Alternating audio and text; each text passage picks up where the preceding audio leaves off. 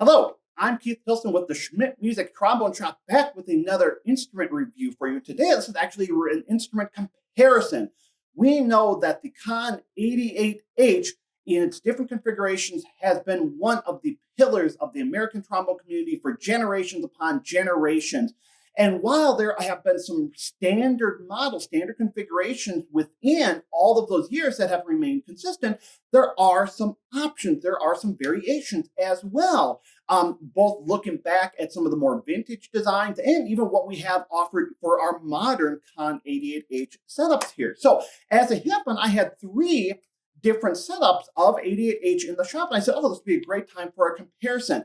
And what's really cool is really all three of these instruments are really mostly about the bell. So specifically, I have the CONN 88H TO, which is the thin wall bell version. We have the 88HO, which is the classic version, and we have the 88HNV, the new vintage. So all of these have a little bit different bell designs, whether it's, and it's really mostly about the gauge and how they're working the bell. And so I thought it'd be a really interesting comparison to put these three back to back to see what difference does the bell really make. So I'm going to be playing all of these three back to back, so you can hear them, and then we'll talk a bit about it afterwards. I'm going to be playing all of this today on my trusty Bach 5G.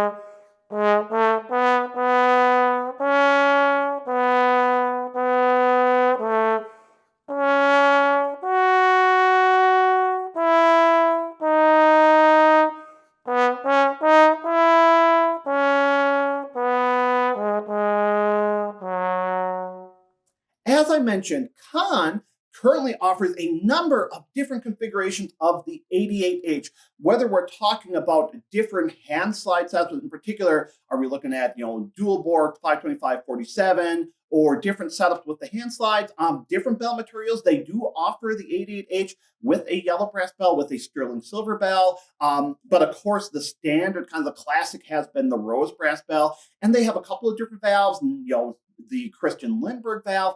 But even amongst that, again, having some different variations with just the bell gauge and thickness or how it's worked here, I think is really, really interesting and I think makes a difference. So again, we had the three instruments, the 88H Teal, the thin wall bell version, the 88H, the classic, and the 88H NV, which CONN did a lot of design development work looking back at a lot of the classic vintage Elkhart bells from the 1960 to around 1970 and figuring out what made those bells so special and doing their best to replicate that. Now, there are a few other little differences. Both the HTO and the HO have their standard open wrap, while the HNV has their vintage wrap, which I've talked about in a previous video here. But I mean, that made a little bit of difference while playing, but really it was the bells that I could really tell a difference between the three of them.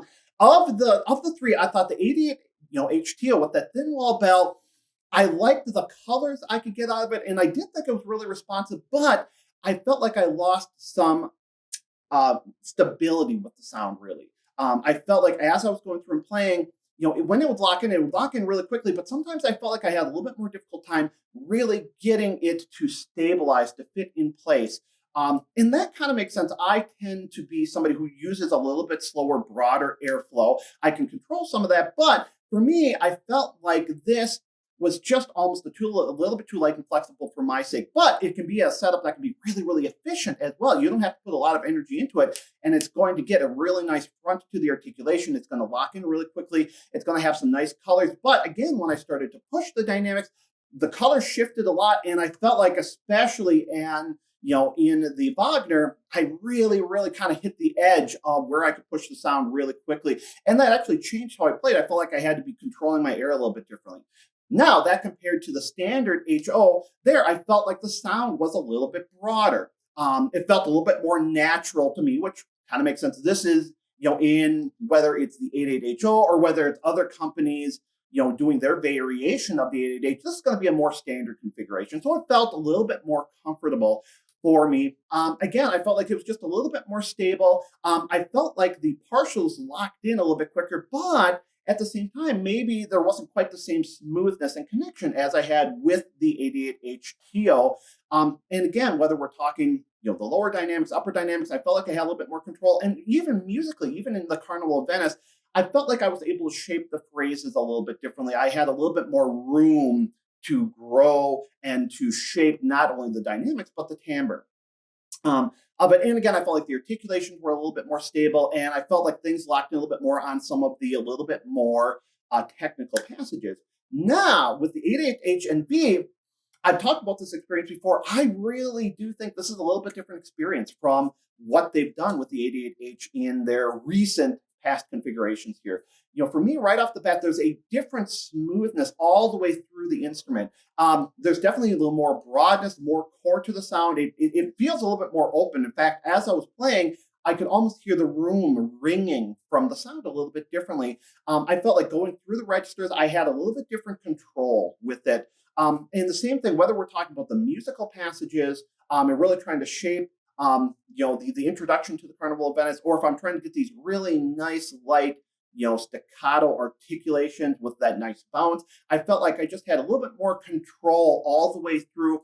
And especially then when we were going into the orchestral excerpts, I felt like, again, things just locked in a little bit easier. There, you had the smoothness of the 88 HTO, but you were keeping the sound darker. You were keeping the sound a little bit more stable all the way through. And especially on the Wagner, I felt like I had so much more control.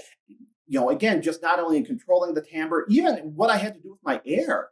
I just noticed, and this was the very last thing I recorded in all of this, and I felt like when I got to the end, I was the least out of breath with this setup here. I just felt like it was working with me more. Now, again, the really great thing and why we have all these different options is because it's going to fit different players. Again, if you are someone who is looking for something that is going to be a little bit lighter, a little more efficient. You don't have to put as much energy into to get that sparkle, to get some of that warmth.